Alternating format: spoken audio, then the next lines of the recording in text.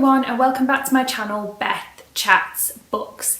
Now today is going to be my February wrap up. I am still currently reading books and we are still currently in February, but most of them, aside from one book, are all my non-fiction Group G octafinals reads, so I can't talk about them anyway. So I'm just going to class this as the wrap up of February. So I have 7 books to talk about. I do have some other books that I was reading, but they are octafinals reads, so for the BookTube prize. So I will not really be talking about them at all because I'm not allowed to. You'll be able to see my thoughts and feelings on those books when my vlogs part 1 and 2 of the octafinals round go up at the end of March. So I just want to do a quick caveat. I know on my channel it's been a few weeks since I put a video up and I want to apologise for that. I really strive to try and do a video weekly, but with starting my master's psychology course and a volunteer project and working nearly full-time hours, I have really struggled to find the time. And so it has affected my ability to film, and I love to film things, but at the moment trying to do my reading for university, film my vlogs for the octafinals and try and do any additional videos at the moment is just too hard. So I'm thinking if I can do a video every 2 weeks, that would be perfect and ideal.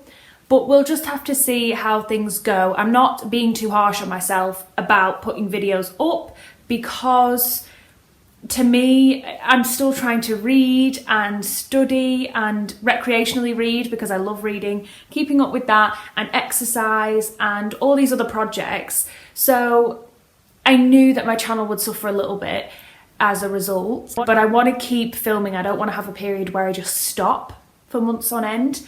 But you're just going to have to bear with me over the next 12 months while I get into a rhythm of how I'm going to figure out how to film videos. But anyway, I'm just going to get on with the wrap up now. So the first book I want to tell you about is Hidden Valley Road by Robert Kolker. This is a non-fiction and it focuses on the Galvin family, which they have 10 or 12 children. They have a really large family, and majority of the males in the family, so there's 2 female daughters and the rest are males, start developing in teenagehood, young adulthood, schizophrenia, and they become a really infamous family because of this. And a lot of scientists and people who wanted to learn more about schizophrenia started studying the children that had schizophrenia and the children that didn't, to try to understand whether there was a genetic link to schizophrenia or whether there's an environmental link or a little bit of both. It goes into a lot about Don and Mimi, who are the parents, and their experiences and their ways of raising their children and how that might have resulted in more of the children developing schizophrenia, or whether there was a genetic link. A lot of these themes are explored, so it is looking at whether her parenting styles, Mimi in particular, have affected the children or whether there was a genetic link. Don, later on in the book, we discuss how he developed depression and whether there was a link between depression and schizophrenia and a genetic link there. So it's a really rich non-fiction. I found this story absolutely fascinating, and this look at schizophrenia as this family as a case study, really, really interesting. It goes into a lot of rich detail of all of the family. And I just think it's a really important story about schizophrenia and how far we've come in trying to learn more about this mental illness that is very elusive at the best of times. And we are still figuring out how far genetics plays a role in schizophrenia and in mental illness and how much environment does. So I thought this book was just incredibly powerful and it completely sucked me in. I was so interested in the individuals in the family, so the sons and the parents and the daughters, And it was really interesting having some research from the daughter's perspective. So Robert Colker spoke to the sisters and their experiences with living with so many brothers that had schizophrenia, and while they didn't have schizophrenia themselves, how it had an impact on them emotionally and psychologically and physically, because a lot of their brothers were sexually abusive to them and physically abusive to them. So there was a lot of rich material in here, and the case study of this family was fascinating. So I gave this book 5 out of 5 stars. I found it super compelling and a really interesting look at mental illness and in relation to the American dream and Americanism and the context, the historical context in which this family grew and developed, and America's relationship to mental illness then, and how they were seen by neighbours and other relatives and family, and also how this family represent a very middle class America, and seeing where some of the very archaic ways of dealing with mental health were then and how far or how little we've come now. So 5 out of 5 stars. I absolutely loved this non-fiction. Next one I read was Insatiable by Daisy Buchanan.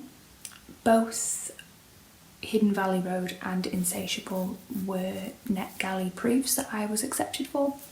This is a steamy story. It follows Violet, she's in social media, her job is in social media, and she's a bit dissatisfied, and she ends up through chance meeting a lady. She works as social media for a art company, I believe, and she meets this other lady and she offers her a potential new job role with her and husband. But when she goes to this business meeting, there seems to be a flirtatious element to this meeting, and the relationship spirals out of control from a acquaintance business style relationship to a sexual relationship, and the three of them have a kind of a threesome-esque sexual element to their relationship, and they also have a very sexually open and adventurous friends who Violet ends up meeting. And so this book is filled with a lot of explicit sex scenes, and they're very raunchy. I would not recommend reading this book on public transport or anywhere where somebody can see your reaction to this book, because it is a very awkward book to read around people, because you kind of feel yourself flushing. When I was reading the book, I did feel very self-conscious around family, that you almost feel like people can bore their eyes into the text and make assumptions about you because you're reading it. But anyway, if you like steamy sex scenes in your books, then I would highly recommend this one. I think you'll get a lot out of it. I ended up just giving it 3 out of 5 stars. Although it was more than just a erotic book, there was a little bit more of a component to Violet and this couple's relationship. I found Violet's character very frustrating, and there were so many times in the book that you wanted more for her, and she settled for a situation that was clearly giving me alarm bells, so I don't understand how the character missed those cues. And she was playing very much as the victim and the damsel in distress, and I'm not really a massive fan of those kind of tropes. But I don't want to dampen this book, because I think erotica in general is not my genre, it's not my go-to genre. So I think for people who really love erotica or a steamy book, and it has a good plot attached to it, and it does develop, and one character who seems very one-dimensional at the beginning, Daisy Buchanan, ends up giving a lot more depth to, and she becomes a central character in the second half of the book. And if you like the character development and a plot that is steady as well in the background of the steam and the source, then this is for you. I enjoyed it, I certainly did enjoy reading it, it just didn't blow my socks off. And then the next book I want to talk about is A Burning by Megha Majumdar. Now this has been going around all over the booktube world, particularly in the US. This is a highly sought after fiction at the moment. and I also received a NetGalley proof of this book. So this follows three main characters. We have Lovely, who's transgender, a transgender female, PT Sir, who's a PE teacher at the local girls' school, and Javan, who's a poor girl living in the slums. Now, there's a lot of controversy following Javan, who is accused of working with terrorists, and this is set in contemporary India. But she has a relationship with Lovely, and Lovely ends up trying to testify in support of Javan. And PT Sir was Javan's PE teacher, but he ends up having a bigger role in the novel. He ends up getting into local politics and then into national politics. And so these three characters seem disconnected at the beginning, but they all have a connection to one another. And it raises some really interesting focal points and discussion points around our perception of terrorism, and social media has a lot of influence in this book. It is very contemporary, but dealing with things that in the last 30, 40, 50 years we still haven't got very good at addressing in the Western world and in the developing world. There's lots of things: race, caste, poverty versus wealth. A lot of big topics are addressed in this novel, but it feels very propulsive, and it was something I got lost in. I ended up giving it 4 out of 5 stars. It feels very similar to the growing canon of literature on these kind of topics. I find India as a setting very interesting to read about. I think all of these characters were really interesting. Lovely reminded me a lot of Vivek in the novel The Death of Vivek OJ. Very similar temperament and style, and also Vivek to some extent is certainly on the spectrum, whether we ever know if Vivek identified as transgender or whether he identified as transsexual or just queer or LGBT. I don't know, it wasn't explicitly referenced, but we get more of a sense here of Lovely being transgender or transsexual, and they seem to have a lot of similarities, a similar character, and I really connected to the character of Lovely in this novel. It's very short and snappy, so I think for anybody who's been interested in it in the last few months, I would really recommend picking it up and reading it and seeing whether you will get as much out of it as I did. Then the next one I read was Long Bright River by Liz Moore, and this was also a NetGalley approved read. This is a noir, dark, police procedural thriller. So this follows Michaela, and it's Michaela's relationship with her sister that takes up the majority of the novel. So her sister Casey is a drug addict, and she's had a very estranged relationship from her. They are raised by their grandmother. I think both their parents, their dad was absent and their mother died of a drug overdose, I believe. Yeah, and it's set in Philadelphia in this gritty underbelly where drug overdoses and poverty is rife, and Michaela keeps spotting these victims' bodies all over Philadelphia. So that's where the novel starts, and we think there might be a killer, and she's terrified that one of those bodies will be Casey. So a lot of the novel is taken up with us finding out the backstory of her relationship to Casey and this disappearance of Casey and what's happened. But it is very much a social commentary novel on the opioid crisis in the US, and it's through the lens of Michaela struggling with Casey. And Liz Moore writes about Philadelphia in a phenomenal way. She obviously knows the landscape very well. It feels very 3-dimensional, 4-dimensional, very rich, like you could just walk down the streets and enter the bars or meet the people in the slums of Philadelphia and know who they were. She painted such a vivid picture of this place and this environment and how hopeless it feels and how tragic it is. This is a very large novel, and it is a very slow burn, so if you're looking for something a lot more high action and intensity, this might not be for you. This is not what I expected this novel to be, but it surprised me in all the right ways. I know that Barack Obama thought very highly of this book, and I think for some people it might not be their cup of tea because it does have that depressing energy about it because it is so bleak, but I found it was structured and written in such a fascinating way for me. I had to keep reading, I had to know, and the more that we learnt about the fundamental characters, the more I was interested. There's a very limited cast of characters in this book, and I appreciate that because they got a lot more time to really dig in deeper into these characters' work. But for a lot of people this isn't really high action, particularly until the last 20% of the book, where there's a bit more of a conclusion and a bit more action to get to the end. But I really enjoyed this one, so I gave this also 4 out of 5 stars, and I would recommend this one.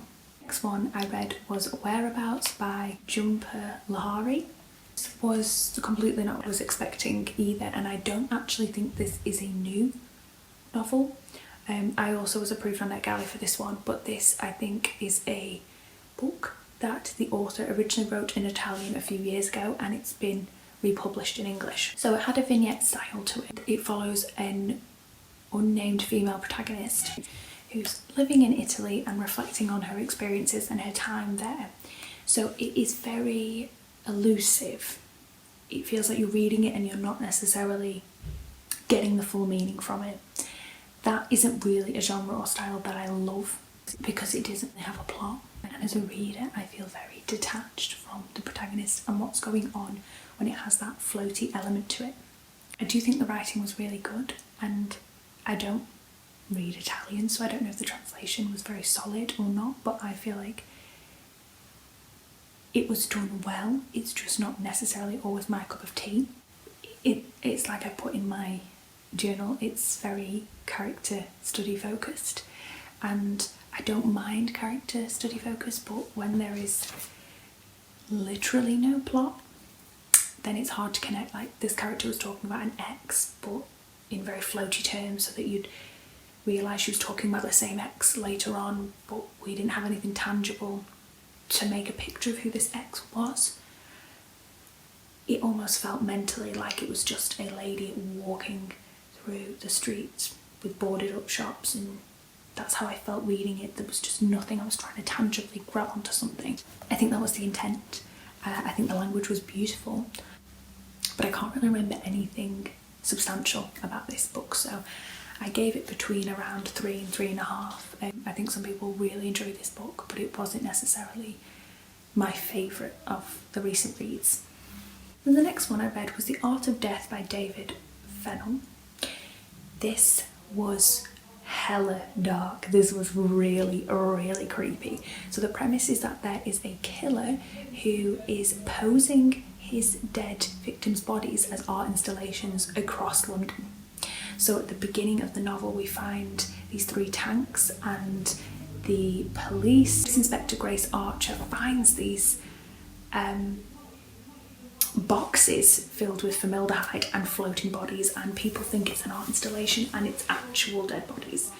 So then we take it from there. Grace Archer was previously a victim of a child murderer when she was younger, but she escaped, so obviously she survived, and the killer is trying to hunt her and get into her psyche a little bit, and so it becomes a cat and mouse style thriller of who is this person.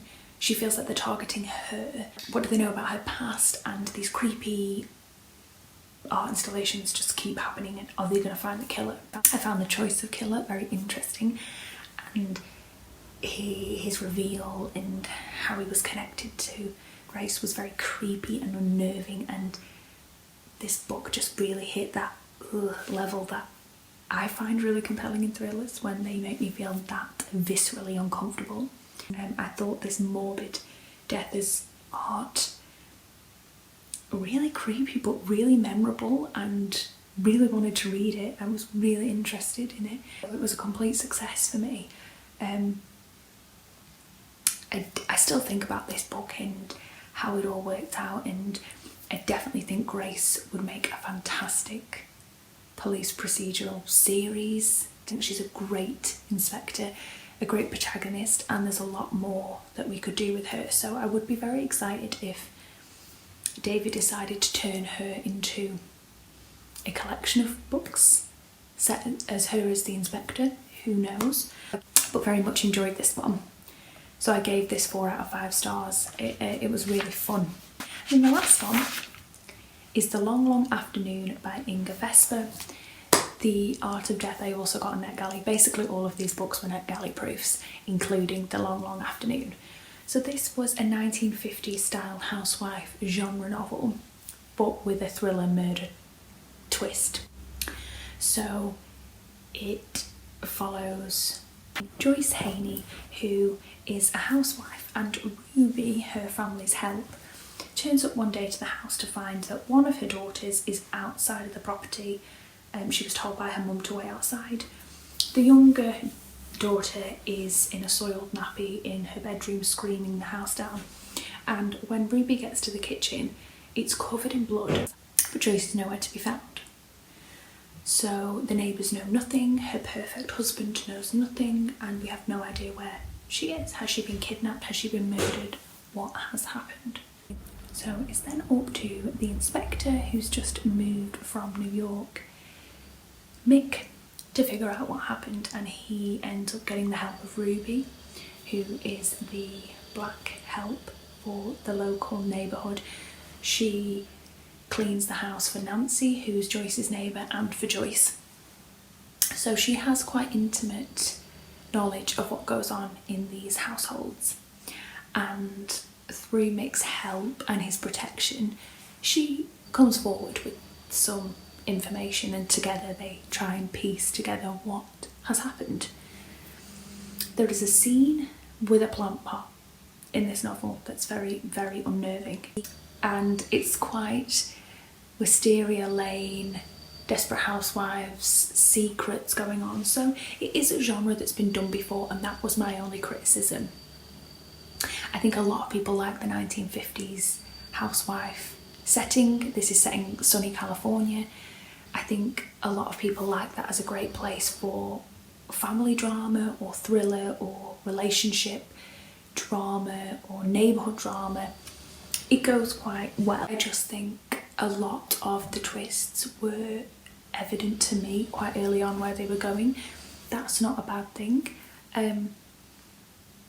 But I feel like I've seen a lot of what was used in this book before, and therefore I didn't find it as impressive as maybe somebody else might. So I've given this 3.5 out of 5 stars. I think it was really well done.